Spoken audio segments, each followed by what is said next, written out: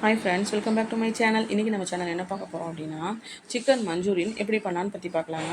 First வந்து நான் வந்து 3/4 கிலோ சிக்கனை நல்லா கழுவி வச்சுக்கிறேங்க.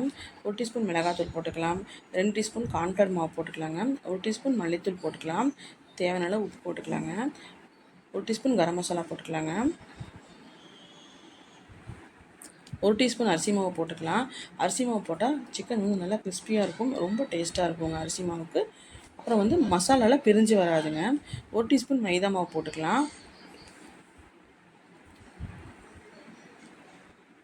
1 டீஸ்பூன் இஞ்சி பூண்டு பேஸ்ட்டு போட்டுக்கலாங்க. இதை போட்டுட்டு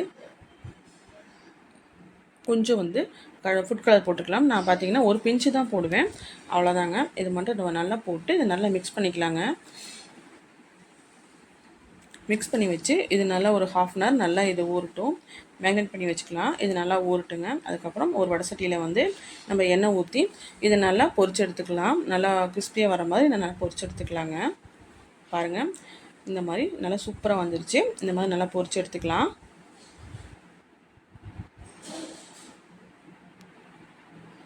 பாருங்கள், நல்லா கலர்ஃபுல்லாக இருக்குது.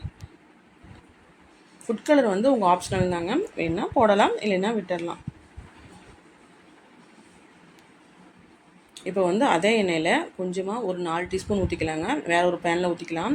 2 குடமிளகாவை நான் கட் பண்ணி வச்சுக்கிறேங்க. குட்டி குட்டி குடமிளகா தான். கேப்சிகம், ஒரு பெரிய வெங்காயம் வந்து நான் பொடி பொடியாக கட் பண்ணி வச்சுக்கிறேங்க. இப்போ வந்து அதை போட்டுக்கலாம். அதை போட்டு நல்லா வணக்கிக்கலாங்க.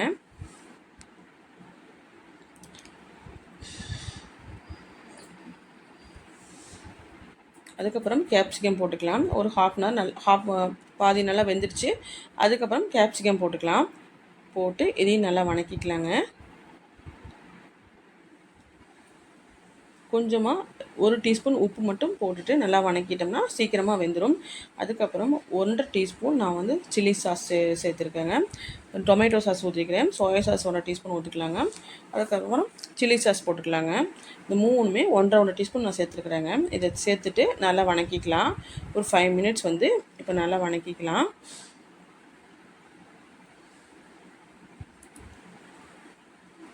பாருங்கள், இந்த மாதிரி நம்ம நல்லா வணக்கிக்கலாம். நம்ம எந்த அளவுக்கு வணக்கிறோமோ அந்த அளவுக்கு வந்து கிரேவி மாதிரி வந்துச்சுன்னா மஞ்சூரியன் ரொம்ப அருமையாக இருக்குங்க. இப்போ பாருங்கள், நம்ம வந்து பொரிச்சு வச்சுக்கிற சிக்கனை வந்து அதில் போட்டுடலாம்.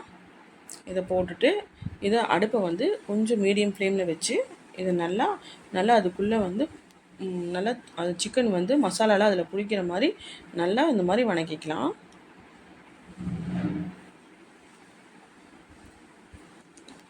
பாருங்கள், பார்க்கவே ரொம்ப சூப்பராக இருக்குது, ரொம்ப அருமையாக வந்திருக்குது. நம்ம மஞ்சூரியன் வந்து சிக்கன் மஞ்சூரியன் ஹோட்டல் ஸ்டைலில் இருக்குங்க.